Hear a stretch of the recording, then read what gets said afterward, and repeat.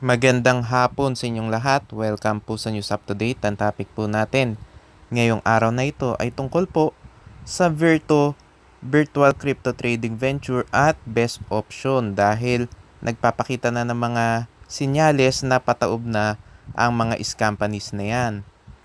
At ang isa pa nating topic ay tungkol dun sa Win and Bet Casino Financing na isa na namang Ponzi scam. Ang scam na best option ay pataob na dahil na-issuehan na sila ng advisory ng Securities and Exchange Commission at ngayon ay meron pa silang 500% na pro plan. Kapag ganyan po kalalaki ang pangakong kitaan ay siguradong tatakbo na po yan dahil hindi po nila kayang ibigay ang ganyang kalaking kitaan. Kahit yung double your money ay siguradong tatakbo po yung company, lalo na po yan na 500% o 5 times ang pangakong kitaan. Yan po ay sign na pataob na po ang isang company. Kapag puro mga papromo na ang isang company o nagbabago na ng complan, yan po ay mga sinyales na pataob na po ang isang company. Kapag meron po mga parapol o meron daw mga malalaking mga pa-event, katulad doon sa SOWOW na magkakaroon daw ng event sa May pero wala na po, tumaob na po ang SOWOW. At kapag may mga parapol, pa-promo, alam na po natin ang kasunod, pagtakbo. Lalo na po kapag na-booking na po ang modus nila at na-issue na po sila ng advisory ng SEC. Ang isa pa po nating topic ay tungkol po sa Virto Crypto Trading Venture at ang CEO po dyan ay si Micaela Tugonon. Yang Virto Crypto Trading Venture po ay na-issue na po yan ng SEC advisory at naglabas na rin po ng order of revocation ang SEC laban po sa company na yan. Todo-todo na rin sa mga papromo ang Virto Crypto Trading Venture at naglabas na sila ng charity plan na ang pangakong kitaan ay 400% daw sa loob lamang ng 40 days o mahigit 4 times ang pangako nilang kitaan. Alam naman natin na kapag ganyan na po kalalaki ang pangakong kitaan ay sigurado pong patakbo na po ang isang company dahil hina-hype lang po nila yung mga members para maengganyo at mag-invest at kapag naabot na nila yung quota nila, bigla na lang po yang maglalaho. At syempre, ang mga companies ay mahilig po sa mga pa-charity para sabihin na sila ay tumutulong sa mahirap at legit sila. Pero hindi po totoo yun. Puro pangha-hype lang po yan. Yang charity plan nila ay pangha-hype lang. Sinasabi nila na yun daw 10% na admin fee ay mapupunta daw yan sa charity fund ng Virto Care Foundation. Ang tanong, nakaregister ba yung Virto Care Foundation? Alam naman natin na hindi po totoo yan at yan po ay pangha-hype lang nila at yung makukuha nila dyan sa charity plan ay isasama lang po nila sa mga itatakbo nila. Kaya po mga kababayan, wag po kayo magpapahype dyan po sa charity plan. Mga kababayan, kapag na-issuehan na po ng advisory ng SEC, dapat po iwasan na po ninyo.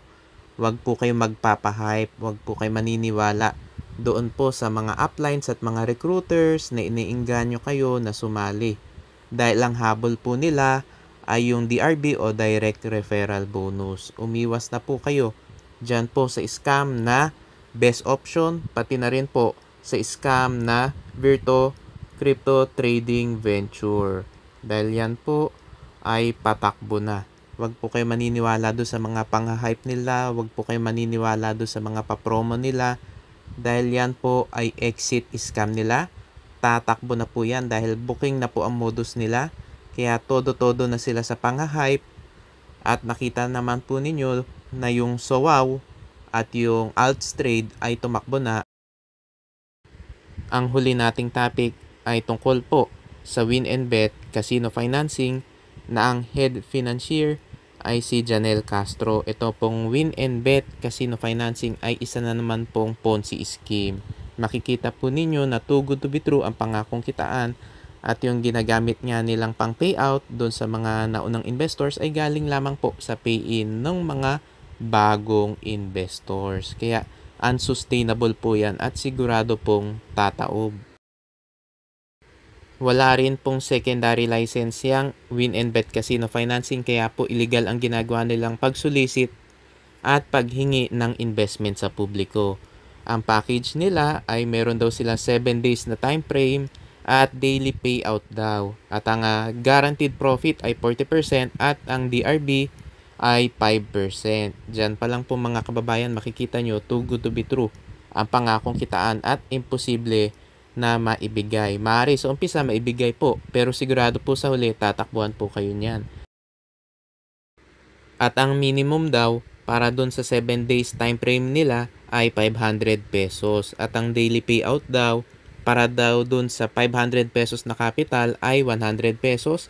At ang total payout ay 700 pesos. Yan po ay pang-hype lang.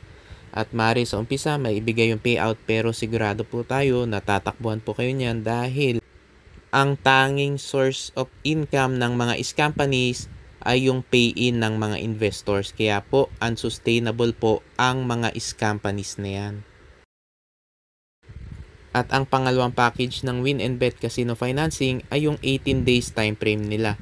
At ang guaranteed profit daw ay 200%. Diyan pa lang po mga kababayan, makikita nyo ang pang-hype ng scam na Win and Bet Casino Financing. Ang pangakong kitaan nila ay triple your money sa loob lamang ng 18 days. Napaka-imposible po yan na maibigay. Talaga pong pang-hype at talagang Ponzi scam yung Win and Bet Casino Financing. At ang referral commission or DRB daw ay 5% at 12 slots lang daw. Alam naman natin na pang-hype lang yan, na 12 slots lang daw para magmadali kayo at mag-invest. Pero tatanggap lang ng investor yang Win and Bet Casino Financing kasi gusto na nilang tumakbo dahil napaka-imposible po maibigay ang ganyang kalaking kitaan. At ang minimum daw dyan sa 18 days time frame ay 10,000 pesos at every 9 days daw ang payout at ang payout daw ay 15,000 pesos at ang total payout daw ay 30,000 pesos. At syempre may pang-hype pa sila na eligible daw for gadget incentives yung sasali sa 18 days time frame. Alam natin mga kababayan na pang-hype lang yan ng mga scam companies. Kaya po, huwag kayo magpapa-hype at huwag po kayo magpapauto sa mga papromo ng mga scam companies. Mga kababayan, kailangan po natin maging maingat. Huwag po kayo basta-basta maniniwala sa mga nagre-recruit sa inyo. Dapat po pag-aralan po ninyo maigi. I-check nyo po yung website ng SEC dahil naglalabas po sila ng mga advisories laban po sa mga scam companies. Katulad po ng naging topic natin, yung best option po ay na-issue na po yan ng SEC advisory.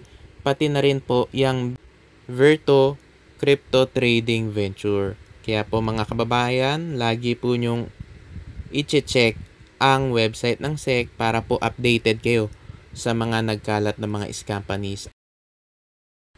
At umiwas na rin po kayo sa Win and Bet Casino Financing dahil yan po ay isa pong Ponzi scam. Mga kababayan, umiwas na po kayo sa mga Ponzi scams dahil sakit lamang po yan sa ulo. Maaring kumita kayo sa umpisa, maaring makatanggap kayo ng payout sa umpisa, pero sigurado po sa huli, tatakbuhan po kayo ng mga yan.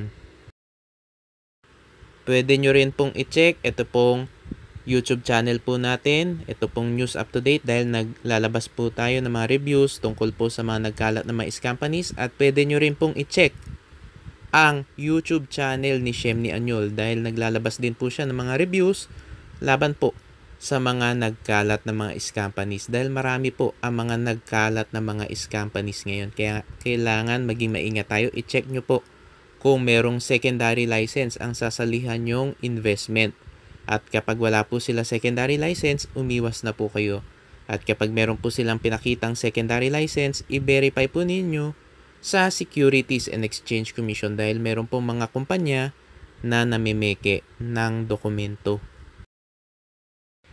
Mga kababayan, maraming salamat po sa inyong patuloy na pagsuporta sa aking channel. God bless po.